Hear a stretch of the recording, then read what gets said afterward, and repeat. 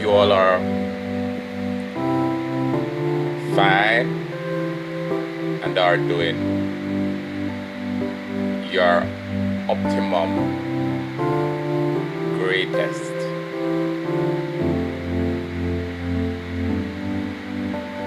As you can see, I'm here starting my day, being grateful to the universe for all that we're having, the sunshine coming through the window, the lovely atmosphere. But I'm here this morning to share a little bit about my journey.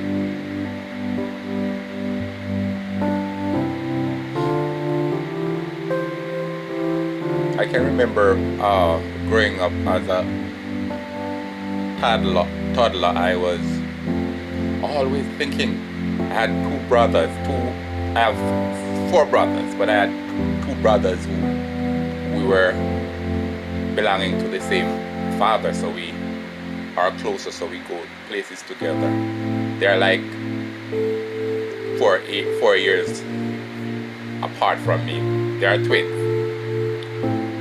so we would go places together. So when we were not going to school, we had to go to the ground. For those in Jamaica or in the country here and knows about farming, we call it ground. So, but it's go to farm. Because I'm not from a wealthy background. We had to scrape in order to survive. I'm not knocking that. It's called an humble beginning. And I'm grateful for that today. And this is how it's supposed to be. Here I am. I'm alive. Being poor didn't take anything away from me. I'm strong today. All because of that. And I'm here to report that, there's much to derive from an humble beginning. So we would talk about going to the field. We would talk about what we would want to do when we grow up. And I was thinking the other day, and I was like, some of these things that we thought about as kids coming up, if we are able to enforce them in our minds, or probably find them now and try to resurrect them and bring them to life, then we'll bring those ideas, as it were, to fruition. We had some very outstanding plans as kids coming up. We say how we want to be doctors, we want to be millionaires, we want to, to travel the world.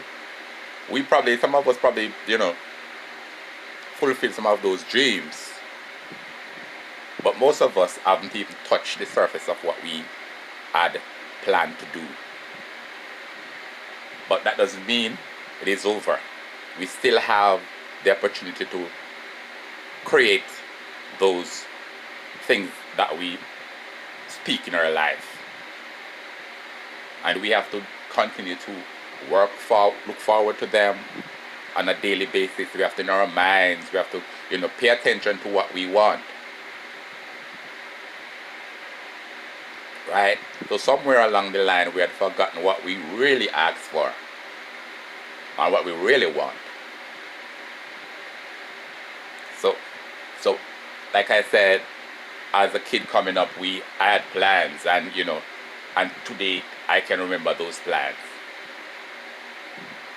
So all we need to do now as adults or grown folks is to step into those plans, those mindset that we have. Bring those thoughts into reality. Because if we can think it, we can actually achieve it. It takes hard work sometimes with it, but it's not unattainable. We can achieve it. So we must be endeavor to work through what it is we really want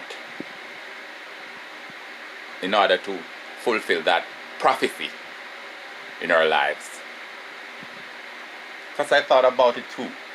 When I look around and in nature, everything in nature is abundance.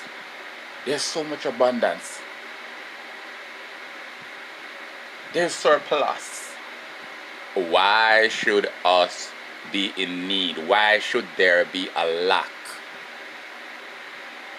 for us when there's so much abundance?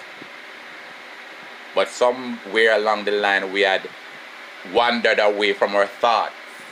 Because when we were younger, like I said, we thought about plenty. We thought we could have plenty.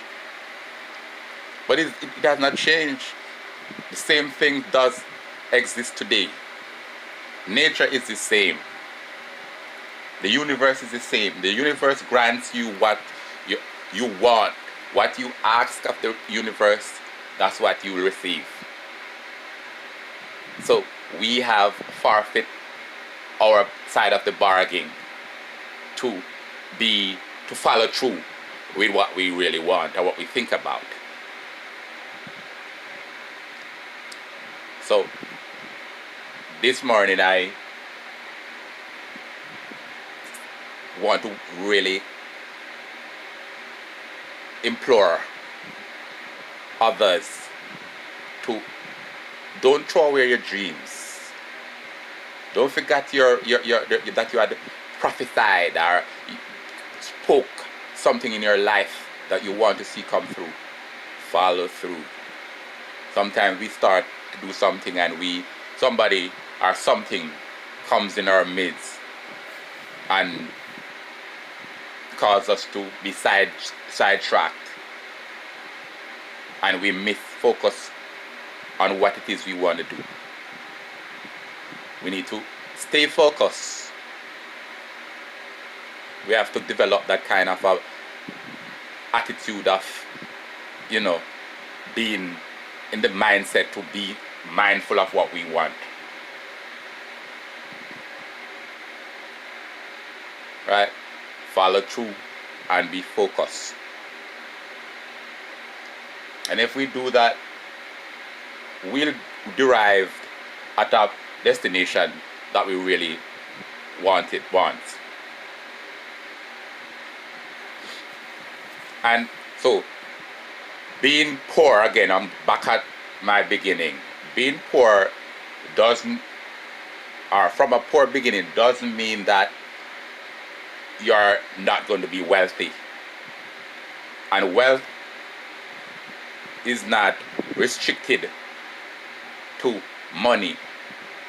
Wealth is peace. Wealth is happiness. Wealth is joy. Wealth is contentment.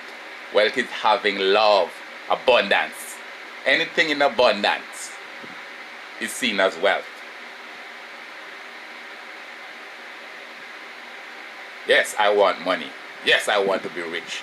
Yes, I want to be prosperous. But I want abundant love. I want peace in abundance. I want happiness in abundance.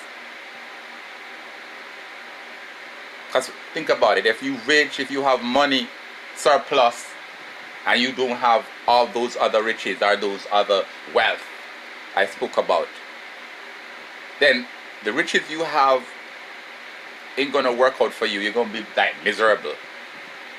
Because riches without love is like empty. So don't just crave about money. When you're speaking prophecy to yourself that you want to be prosperous or you want to be wealthy, don't think only money as wealth. Think peace, love, joy. Think about other people. Because if you think you're going to be rich and be selfish and it's just for yourself, then you won't be rich at all. Because that's not riches. If you just have money for yourself and you have nothing to do with it. Right? So think of abundance in so many other aspects than money. Money too, but there are other aspects of abundance. So, and all of us can live in abundance. All of us can survive and thrive. Look at the trees, look at the birds. We're a part of nature too. So this is what I do. I go out and I watch the birds and the bees and the things out there. And they prosper. They ain't fighting, they ain't taking from each other and greedy and suffering from lack. They are achieving what they want. The universe feeds them. And the universe can feed us too. But we have to open ourselves. We have to open our minds.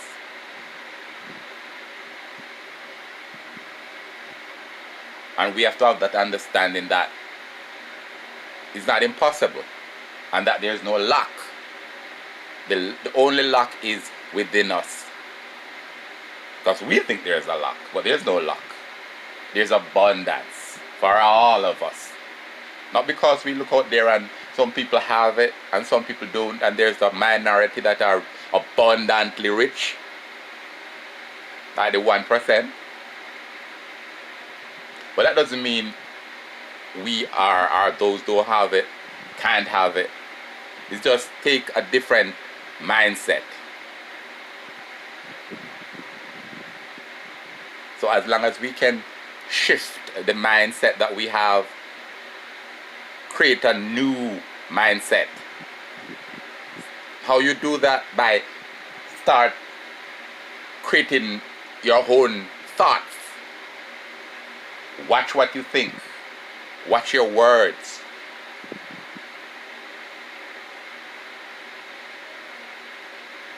Right?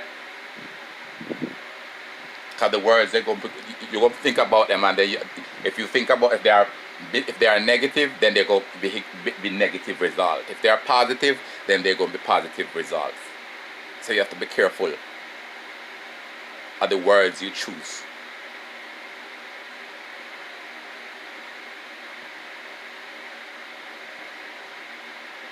And don't think that it's a bad thing to be rich. Because most of us grow up thinking, oh, I don't want to be rich. I don't want money. And maybe that's why we don't have money. Maybe that's why we don't have riches. Because in our mindsets, we are not ready for that. We think it's taboo. We think it's sin. Because even the Bible itself spoke about a rich man enter into the kingdom. Oh, it is easier for a camel, which is impossible. But it's not impossible to be rich.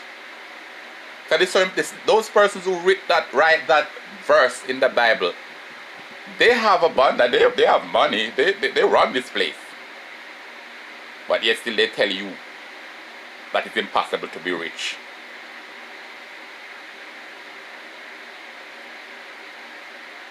Right? So we have to be able to think for ourselves.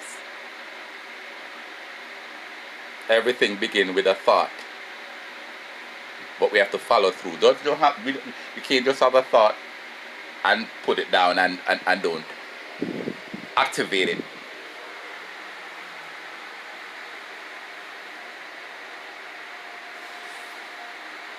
So we are going to activate our thoughts, put them into action, and watch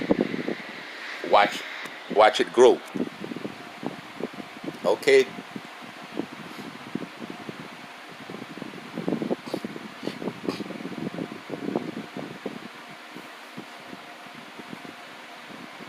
So that's a part of my journey. So another part of my journey consists of the spiritual side of it. I I became a Christian when I was like, okay, I was baptized 2 times. I I grew with my grandmother. So my grandmother I remember my grandmother used to take me to this, in Jamaica we call it the Pocomania Church, the Zion Church. And so I used to go with my grandmother, so I grew up with a part of that, and also the Baptist church. My grandmother used to go to 2 churches. She goes to the Pocomania Church and the Baptist church. The Baptist church would keep in the day, and the Pocomania church would be keeping in the nights, like in the Sunday night. Sunday in the day, she would go to regular service at the Baptist church, and in the nights, she would go to the Pocomania church. So I grew with those kind of, understanding. Because as kids, you want to follow what your parents do. You follow what you see. So that's what I see, and that's what I come up and I do. So I was baptized when I was about 14.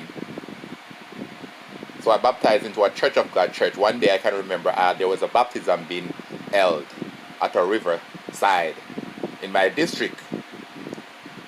So I heard about it and I went down there and I was like, oh, I really want to get baptized.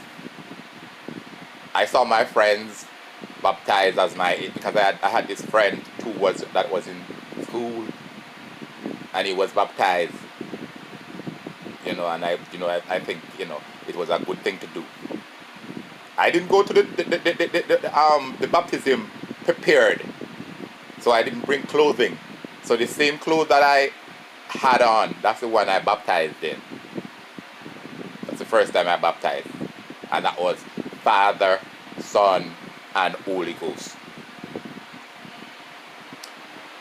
And then even when I baptized in the Church of God church, I didn't go to Church of God church. I baptized and then I go to the Zion church, because at this time I lived from my grandfather. I lived between my grandmother and my father. My father was a Rasta man, so he hated church. He didn't talk about going to church. When I go to church, I can remember my dad used to he was adamant about helping him and staying at what can help me when I look at it, because obviously going to church wasn't doing good for me. But I didn't look at that. I wanted to follow my friends. I wanted to do the things that I wanted to do at the time. I can remember sometimes he would say, we need to go to the field today, and I would disobey him because there is something at the church that I want to go see, I want to be a part of, and I would disobey him and I would go to the church instead. And when I come home in the night, my dad would lock that door. And I can remember about 3 occasions he locked the door and locked me out because I went to church. And I thought at the time that, oh, this man is so wicked. And I began to grow a kind of disdain for him. My dad was a good man though. I think my dad was so much a great man. If I had the understanding really that I have now, I would really embrace most of what he said, and I would be a better person. But this is how life is.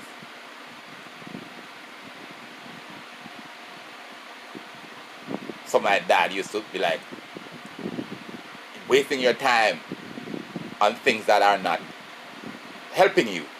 And I couldn't understand that. How can a person talking about, how can you waste your time when you're going into the house of God to give God praise? Because at the time, that's how I feel. Because I was going into the church, making noise, knocking the drum, because we used to be playing drums and worshiping Jesus, saying, Lord, I love you. Singing, just as I am without one plea. Saying, Amazing grace save wretch like me. And I thought I was saved. And I thought I was a wretch. Mm. But looking back today, all of that was just part of growing up. You know, it's just a stepping stone. And then when I got older, I went into the urban area, the city, so to speak. I got a job, and like I said, I'm from a poor beginning, so I have to be like hustling. It's hard. I've done my own right. I'm on my own now, going to the city. I can remember I leave my house in the country one night. My mom was living in Spanish Town, St. Catherine at the time, while I was living in the country. I didn't have money to like take the bus to come to go to St. Catherine. So I had to like how I reached Spanish Town was, I remember there was this market truck that transportation that bring produce to the market for persons to buy vegetations and food for the homes. That's the vehicle I went to the city in. I remember it was so dark. I can remember vividly right now coming from the country. The truck stopped about 3 times. It make a stop in an area where the persons who are those igla, we call them igla, those peddlers, are those persons that are going to the market with their wares, their items to sell. They would stop at the store and they would buy, you know, their liquor, and they would buy, you know, stuff to eat, snack. I couldn't buy nothing because I had no money at all. I'm by myself in this truck, or this transportation, going to be with my mom. And I'm going to tell you about my mom in another story. So going to my mom now, and in this transportation of yam and banana and other vegetation, packed with people, dark, because there was no light in the back of the truck. And if you can remember those days, there weren't much light on the streets. It's a rural area, and I'm talking about Jamaica. So having been in the back of a truck without light, and you don't have much street lights, so you can remember, you can't just imagine, I can't see where I'm going, so I don't know the difference between my home and where I'm going. However, I reached the market probably about 5 o'clock in the morning, 4:35 in that region. We get out the truck, and the igglers start taking those items from the truck. When I look around, everything looks like America to me. And it's Jamaica, but it looks like America. Because when you don't know something, things look different and, you know, exciting to you. So I went to Kingston, and then I was transported to Spanish Town, where my mother was at the time. So I went to stay with my mom and my smaller sister at the time.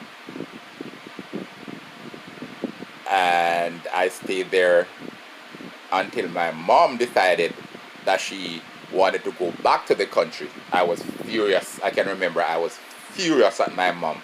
I can remember my mom was staying at her brother's house in Spanish Town. There was an ackee tree behind the house. I'm just talking like my troops this morning. There was an ackee tree in the back of the house. And I because I leave country with the intention to I want to better myself. right? So I'm at where my mom is now. My mom was staying at my uncle's house, free of cost. My uncle, told her to stay. She could take care of his two kids that were there. So back to when my mom decided to go to the country. I remember I was so distraught. I climbed up into the ackee tree when everybody looking for me. I was up into the ackee tree, not wanting to come down, because I thought about going back to the country where it's so hard at the time. That's how I was feeling. So I wanted to stay in Spanish Town, in the city, where opportunities were more available. In the country, there are opportunities too, but they're more like farming, more harder things to do. So in the Kingston, in the city, you have more opportunities to do other things. So I wanted to stay in the city, while my mom decided to go back to the country for other reasons.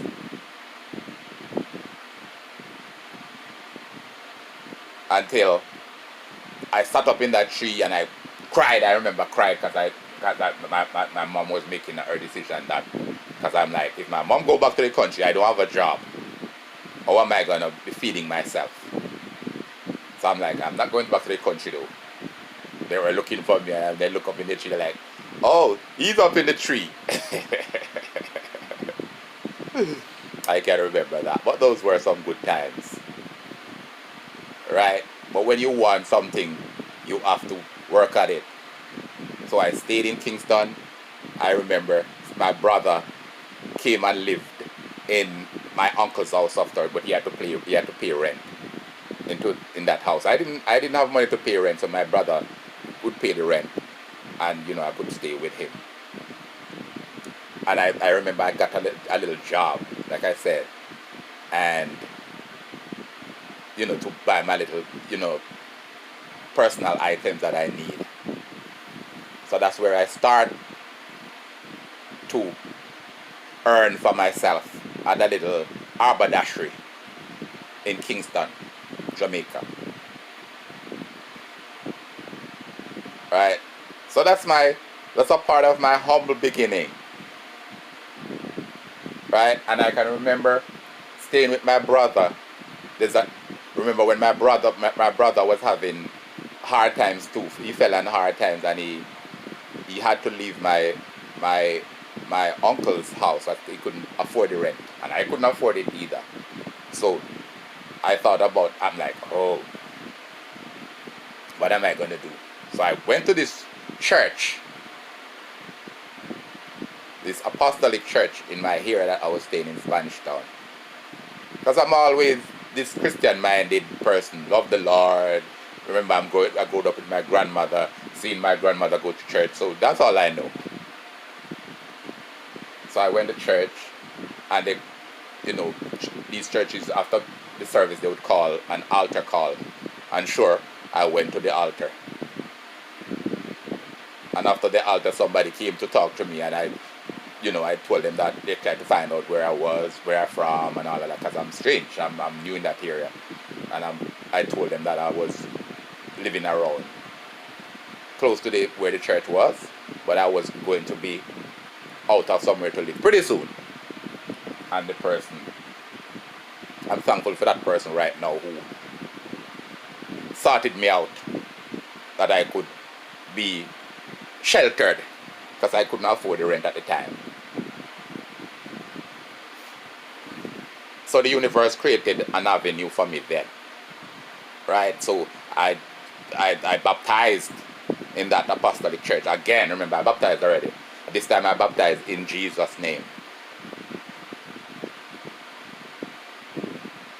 Right? But all those 2 baptisms, and I was still the same. 2 baptisms, and I have not seen Jesus. So when you hear me ask for him, when I request to see him, and I request receipts something valuable to show that he really exists. I know what I'm talking about, because if I baptize 2 times and I still don't see him, that means something is wrong. Something is wrong.